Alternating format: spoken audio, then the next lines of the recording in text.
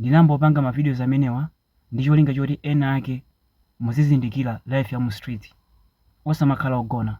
Ngati ndinambopanga ma videos amenewa ndi cholinga choti ena ake zinthu ngati zimenezi zikambaza kuchitikirani musadzakhale odabwa, musaziwe kale kuti mkulu wina wake anaruzako. Ndi makamba za anthu akuba, ndi makamba zophana, ndi cholinga choti inuyo zina zake zikamazachitika kwa inu musadzakhale odabwa.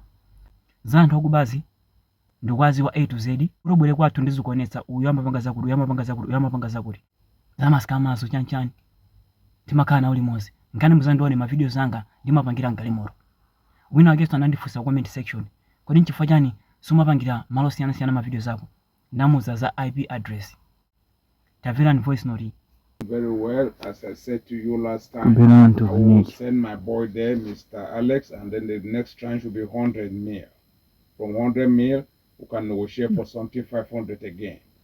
Because what I have put on that CRS, Mr. Victor, you have seen, is 10B. 10B for now. When we can claim it before the next 2-3 months. Koma izi imaka next level imakazi anthu awandi ovaya kwambiri. Ineyo anthu amene apanga zimenezi ndimakhala nawo limodzi. Amene ndi anthu oti makhala nawo osati undiuza wina wake, koma wawo bwino wake samabera anthu osauka, amabera anthu olemera.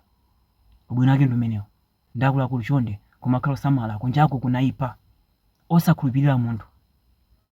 Ndimakuwuzani zoti live life like a gangster.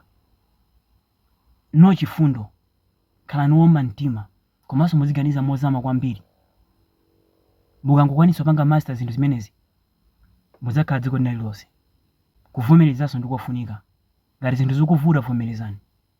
Osakakamiza, famukakamiza muzabola polakwika. Ndikamakuwuzani zinthu ngati zimenezi ndimafuna inuyo muzidziwa chifukwa kuti ineyo anthu andikwadziwa ndazinzanga ndimacheza nawo ndipo amapanga zimenezi, koma ine simafuna kupanga zinthu ngati zimenezo. Fandimaopa Mulungu.